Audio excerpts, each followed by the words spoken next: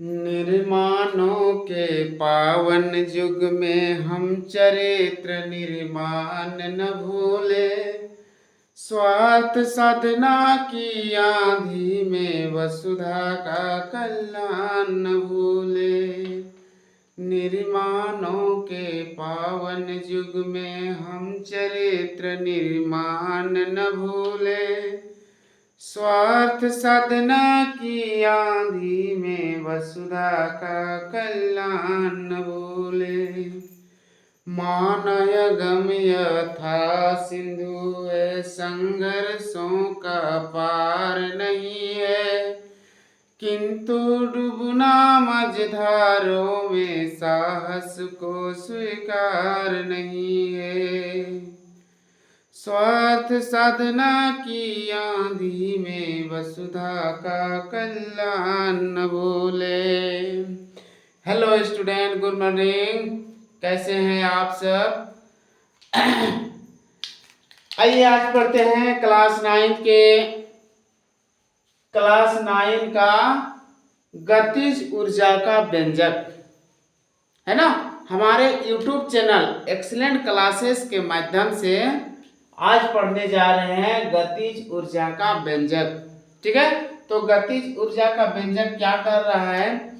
कोई भी वस्तु गति कर रही है तो गति करने पर ऊर्जा उत्पन्न होती है। उसी ऊर्जा को कहते हैं गतिज ऊर्जा, है ना। किसी भी वस्तु द्वारा गति करने पर जो ऊर्जा उत्पन्न होती है उसी को कहते हैं गतिज ऊर्जा।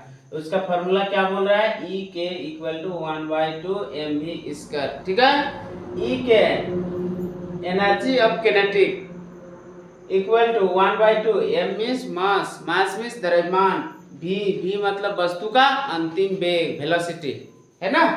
तो उसको सिद्ध करने का प्रयास करते हैं। ठीक है, तो लिखेंगे हम, माना कि m द्रव्यमान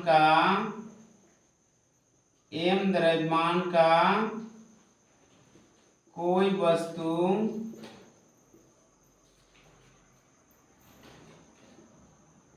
प्रारंभिक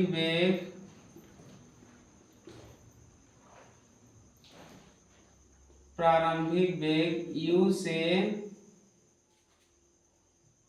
s दूरी चलकर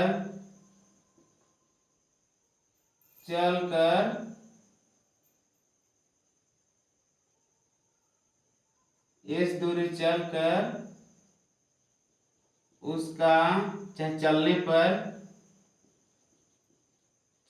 पर उसका अंतिम वेग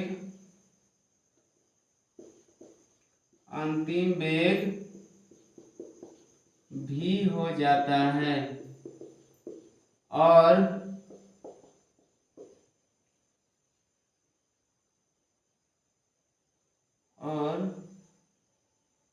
गतिज ऊर्जा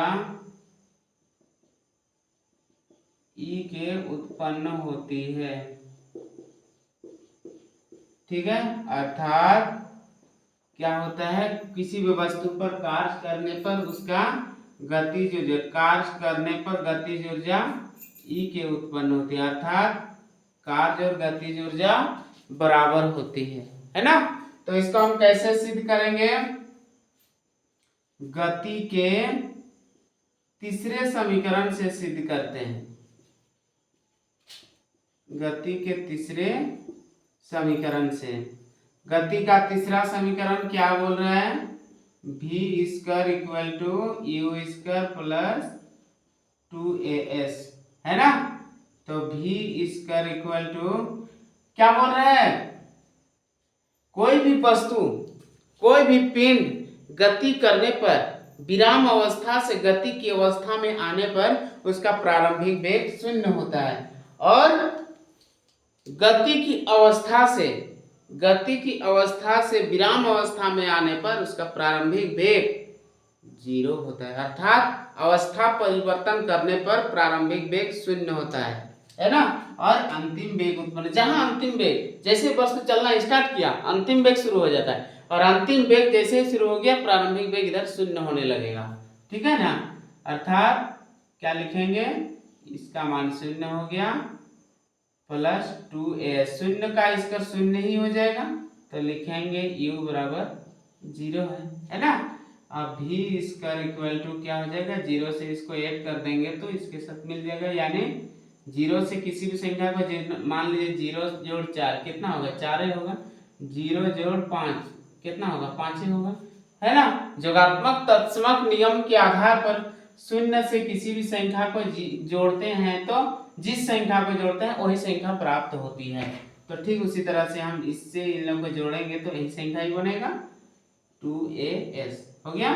अब a का फॉर्मूला बैठा देंगे, a बराबर क्या होता है, 1/m होता है, तो इसमें a का वैल्यू को यहाँ पुट कर देंगे, v² इक्वल टू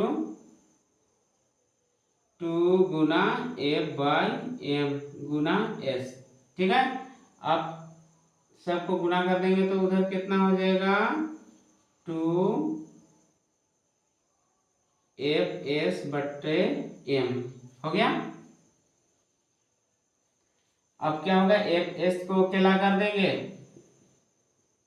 fs को अकेला कर देंगे तो कितना हो जाएगा, ये जो गुना के रूप में 2 इधर आएगा तो बट्टा हो जाएगा, और ये बट्टा वाला इधर आएगा तो गुना हो जाएगा, है ना, v² गुना m, या तो mv²/2। अब पहले ही लिख दिए क्या किया गया, कार्य करने पर गतिज ऊर्जा उत्पन्न होती है, अर्थात W और E के बराबर है ना, तो यहाँ लिखेंगे W।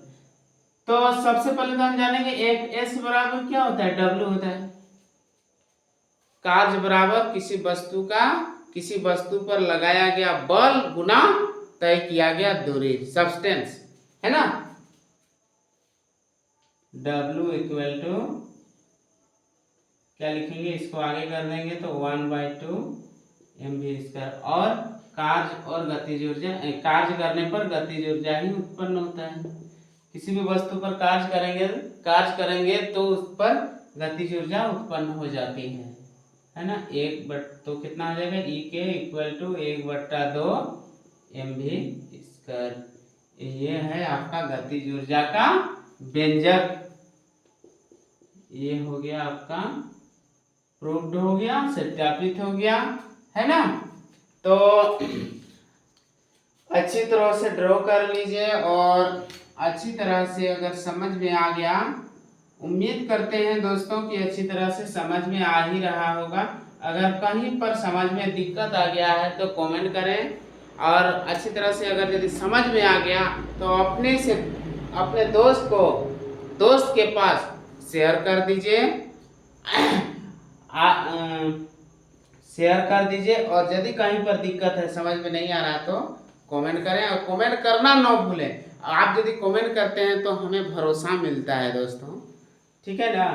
तो अभी यहीं तक पढ़ते हैं, फिर अगला वीडियो में पढ़ेंगे स्थितिज ऊर्जा का व्यंजक, है ना। गतिज ऊर्जा का व्यंजक हो गया, अगला वीडियो में पढ़ने जाएंगे स्थितिज ऊर्जा का व्यंजक।